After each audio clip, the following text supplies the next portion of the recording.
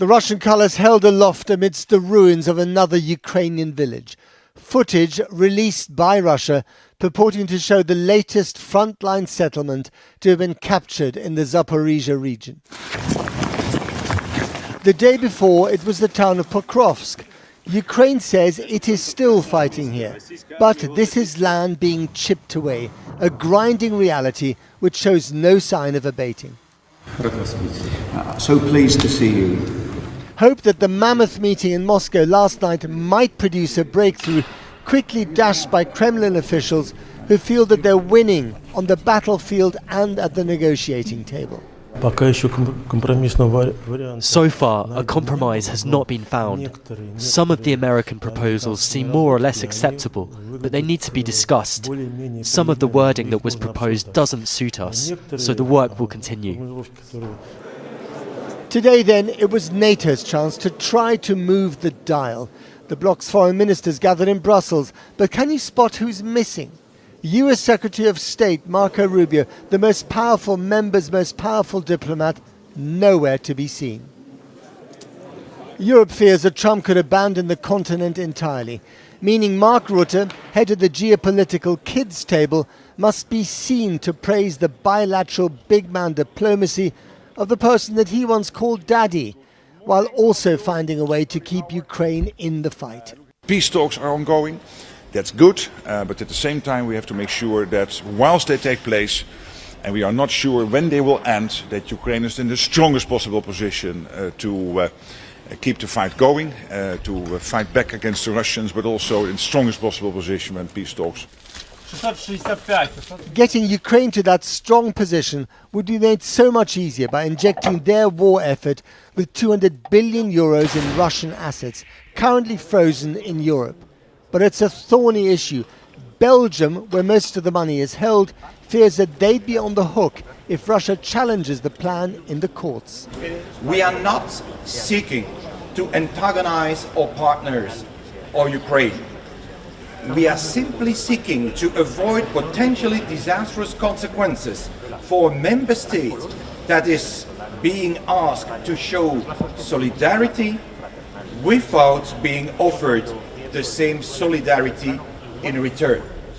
That Belgian belligerence might be assuaged, however, by plans laid out by the Commission President Ursula von der Leyen, which would guarantee the risk is fairly spread should Russia come knocking.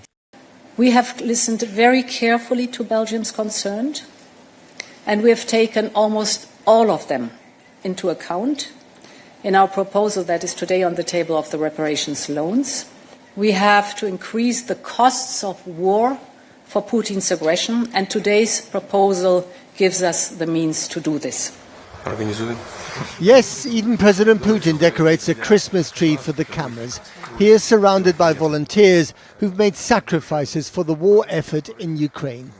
He may not be winning this war decisively after almost 4 years and over 1 million casualties, but nor is he losing. And he probably believes he has two things on his side: time and Trump. Well, I'm now joined by Tobias Billström, former Foreign Minister for Sweden, who's taking up a post at defence tech startup Nordic Air Defence as their Director of Strategy and Government Affairs. Tobias Billström, thanks for coming on the programme.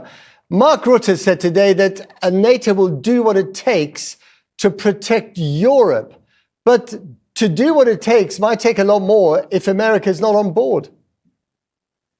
Well, I mean, this is exactly why we all have to focus on the necessity of scaling up our own defense capabilities. One of the reasons, why I've joined the Nordic Air Defense is because I want to make an addition to this grand plan of seeing to it that we actually are able to defend ourselves in a better way and not being solely reliant on Americans to do so.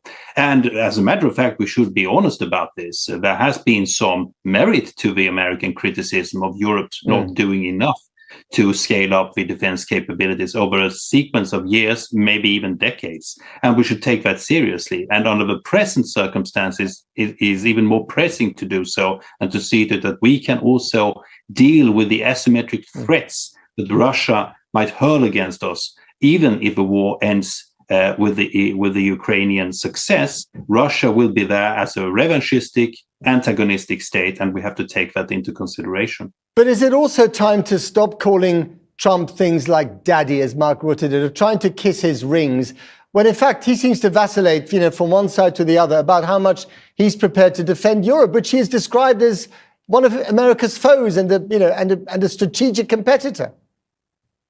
Well, I'm no longer a foreign minister, and it's not up to me to judge comments made by the American president. What I would like to focus on is the practicalities. I think it is important to realize that regardless who sits in the White House, after the Russian full aggression on Ukraine 2022, the self-image of Europe has shifted. And it is good that it has shifted in a way, because it has made us more aware of our own responsibilities. And we have to take them seriously. The US is still a partner, both on a global scale and also in NATO. Of course, that is true. And my own country joined the NATO only in 2024. And we believe ourselves to be a loyal ally. But in order to feel the loyalty, you also have to be practical about this. And the practicality is to take the defense capabilities seriously. Okay. Do you regret joining NATO? I mean, you ended years of not being in NATO. You hauled yourself over those hot coals. You're now in NATO. Do you regret doing that? No, on the contrary. I think this was a necessity. I would have liked us to join much earlier, of course. That was how I felt about it for many years. But when we did it out of necessity. And we did it in a way that plugged the military, the gap of the military geography of Northern Europe.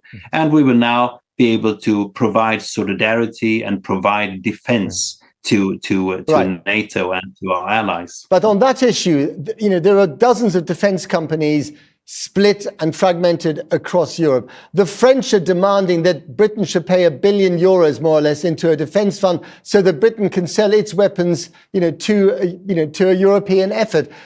It's all too fragmented, and Europe is not speaking with one voice when it comes to the kind of thing that you're suggesting. Well, very true. I think that is at the heart of the problem. My own country is the 5th largest provider of defense equipment in the Union, as the figure stands. And that means that we have to take our role seriously.